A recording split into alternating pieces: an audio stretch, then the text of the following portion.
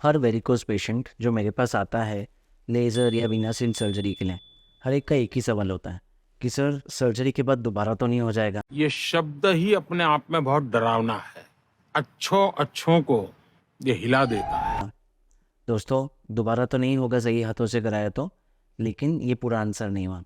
आज चलो डिस्कस करते हैं कि इंटरवेंशन के बाद भी, यानी कि लेज़र या वीनासिल करने के बाद क्यों कुछ पेशेंट्स में वेरिकोज वेन्स बार बार आते हैं। सो दोस्तों, ये समझने के लिए हम पहले वेन्स का आर्किटेक्चर समझते हैं। पैरों में वेन्स वो नसें हैं जो पैरों से खून हृदय तक यानी हार्ट तक लेके जाती हैं। दो प्रकार की वेन्स होती हैं। डीप वेन्स जो 98% काम करती हैं, इनको हमें छूना भी नहीं है, इनको गलती से भी अफेक्ट नहीं करना है। हमारी जो डैमेज्ड वेन्स है वो है सुपरफिशियल वेन्स जो केवल 2% काम करती हैं। इनके वेल्व्स डैमेज हुए, ये नुकसान पहुंचा रही है, इसलिए हमें इन्हें ख़त्म करना है। चाहे हम इन्हें जला दें लेज़र द्वारा, radio frequency ablation, microwave ablation, HIFU, या फिर हम इन्हें ग्लू करते एक छोटी सी तार से ग्लू डाल के इन्हें चिपका दें। इधर वेज हम ये वेन्स को ख़त्म कर रहे हैं। जैसा आपने सुना, केवल 2% काम करती है और वैसे ही मैकेनिकल वेल्व डैमेज है, तो काम तो अपना कर ही नहीं रही है, नुकसान ही पहुंचा रही है, तो इनको हार्म करने में कोई दिक्कत नहीं है। केयर लेनी है, इनको ट्रीट करते समय गलती से भी डीप वेन्स ना अफेक्ट हो जाए। अगर डीप वेन्स अफेक्ट हो जाए, जल जाए या ग्लू हो जाए, तो उसके वजह से डीवीडी हो जाएगा, थक्का जम जाएगा और पैर का फ्लो ऊपर ही नहीं जा पाएगा।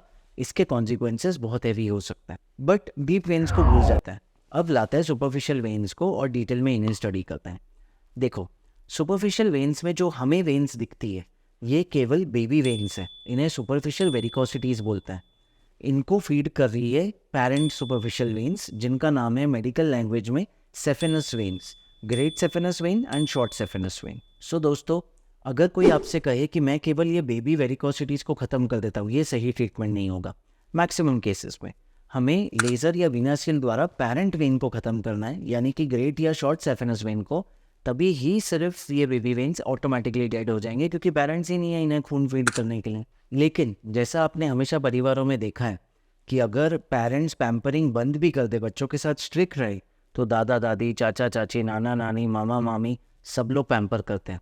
उसी तरह ये पेरेंट वेन्स के अलावा बहुत सारे रिलेटिव वेन्स हैं जो ये बेबीज़ को ब्लड फीड करते हैं। इनको कहते हैं परफोरेटर्स। इसलिए अगर आप पेरेंट वेन्स यानी सेफेनस वेन को जला भी दो या चिपका भी दो, उसके बाद भी कभी कभी ये परफोरेटर्स इन बेबी वेन्स को फीड करते हैं और इसलिए रिकरेंस होता है।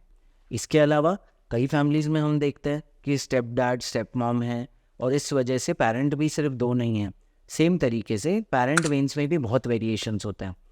जैसे ग्रेट सेफेनस वेन कभी कभी किसी में 3 होती है, जिन्हें कहते हैं एंटीरियर एसेसरी सेफेनस वेन या posterior accessory saphenous when. Detail में नहीं जाएंगे।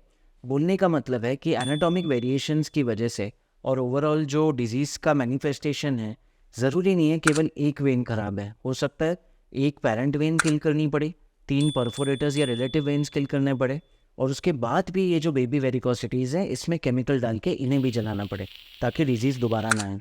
इसलिए अगर डिजीज़ दोबारा नहीं चाहिए, मेन फैक्टर जो इसमें है वो है एक बेस्ट इंटरवेंशनल रेडियोलॉजिस्ट या बेस्ट एंडोवास्कुलर स्पेशलिस्ट जो अच्छे तरीके से आपके पेरेंट वेन को किल करे, परफोरेटर यानी रिलेटिव वेन्स को ग्लू करे या बर्न करे, और फिर अगर कोई बेबी वेन बची है तो उसे या तो फ्लेबेक्टोमी द्वारा निकाल दे या फिर एक छोटे से केमिकल द्वारा स्क्लेरोजेंट करके जला दे। लेकिन दोस्तों, सिर्फ एक अच्छा वैस्कुलर स्पेशलिस्ट चूज़ करना एंड नहीं है रिकरेंस अवॉइड करने की जर्नी में। सेकेंड सबसे इम्पॉर्टेंट चेंज है लाइफस्टाइल चेंजेस, जो आपको ऑपरेशन के बाद भी करना है। आजकल बहुत मार्केटिंग गिमिक्स या पेशेंट अट्रैक्शन कमिटमेंट्स दे रहे हैं डॉक्टर्स। कुछ डॉक्टर्स का स्टाइल होता है कि पेशेंट को कहते हैं आप एक बार करा लो, दोबारा कभी नहीं आ सकता। कुछ कंपनीज मार्केटिंग गिमिक्स करती है कि इसके बाद आपको स्टॉकिंग पहनने की ज़रूरत नहीं है। ऑफकोर्स एंड में एक एस्टेरिक्स लग जाता है कि केस बेसिस पे डिसाइड किया जाएगा। बट दोस्तों देखिए, वेरिकोज वेन्स आपको हुआ ही इसलिए क्योंकि जेनेटिकली वाल्व्स वीक थे। दूसरा, लाइफस्टाइल अप्रोप्रिएट नहीं था, बहुत देर एक ही जगह खड़े हो रहे थे या बैठ रहे थे और वॉक उतना नहीं था। अगर लाइफस्टाइल चेंज सेम रहता है, जेनेटिक्स तो सेम है ही, वाल्व्स वीक हैं, तो दोबारा और वेन्स डैमेज हो सकती हैं। हो सकता है जो पेरेंट वेन्स को जलाया या चिपकाया वो ना खुले, लेकिन नए नए परफोरेटर वेन्स खुल सकता है, यानी कि रिलेटिव्स। हमारे पैरों में एक बड़ा जॉइंट फैमिली रहता है रिलेटिव्स का, यानी कि ये कनेक्टिंग वेन्स या परफोरेटर्स का। कैटेवर स्टडीज़ बताती है 60 से भी ज़्यादा परफोरेटर होते हैं एक पैर में।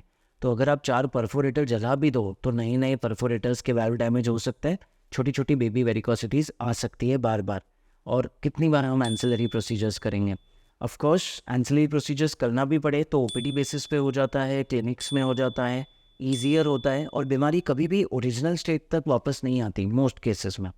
लेकिन हाँ, कुछ केसेस में आ जाती है, कई साल बाद आती है और ट्रीटमेंट थोड़ा मुश्किल होता है, क्योंकि एक पैरेंट वेन को सीध में ट्रीट करना आसान है और 4 या 6 परफोरेटर्स को अलग अलग जगह पे नहीं, मल्टीपल सुइयाँ चुभाना दर्दनाक हो सकता है। तो इसलिए दोस्तों याद रखिए, besides choosing a right doctor, having a right lifestyle is very important. Operation के बाद या इंटरवेंशन के बाद स्टॉकिंग्स पहनिए, एक जगह ज़्यादा देर खड़े रहिए या बैठिए मत, एक्टिव लाइफस्टाइल रखिए, योगा, वॉक। योगा का डिटेल लिंक हमने अपने चैनल पे दिया हुआ है, जो आप डेली 15 मिनट करके फॉलो कर सकते हो। सो ये बेसिक्स है दोस्तों। तो आज मैं आप चाहूँगा कि ये वीडियो से अगर आप कोई मैसेज लेके जाओ तो वो ये है कि ज़रूरी नहीं है कि वेरिकोज वेन्स रिकर हो ट्रीटमेंट के बाद। मैक्सिमम केसेस में रिकर नहीं होगा, 2 शर्तों पे। पहला, एक अच्छा इंटरवेंशन रेडियोलॉजिस्ट या ऑपरेटर चूज़ कीजिए जो हर एक parent when, perforator, baby when को ध्यान रखें। अगेन, अपनी अपनी स्ट्रैटेजी है, ज़रूरी नहीं है कि वो फर्स्ट सेशन में ही सब कर दें। कुछ केसेस में हम फर्स्ट सेशन में 80% काम करते हैं और जो एंसिलरी परफोरेटर या बेबी वेन्स है उसको सेकंड सेशन में 3 महीने बाद ट्रीट करते हैं। क्योंकि फ्लेबोलॉजी सोसाइटी भी कहती है कि अगर आप पैरेंट वेन को ट्रीट कर दो तो ये जो आपको कनेक्टिंग चैनल्स दिख रहे हैं इनमें से 80% गायब हो जाएंगे या श्रिंक हो जाएंगे। तो that is a okay strategy. ऐसा नहीं है कि सिर्फ एक सेशन में करना है, बट करना है ख़त्म एक अच्छे इंटरवेंशन रेडियोलॉजिस्ट द्वारा। सेकेंड, लाइफस्टाइल चेंजेस रखिए। अगर जो बार बार हमने अपने चैनल के वीडियोस पे स्ट्रेस किया है, अवॉइड प्रोलॉन्ग स्टैंडिंग और sitting, wear stockings, introduce walk and yoga and active lifestyle.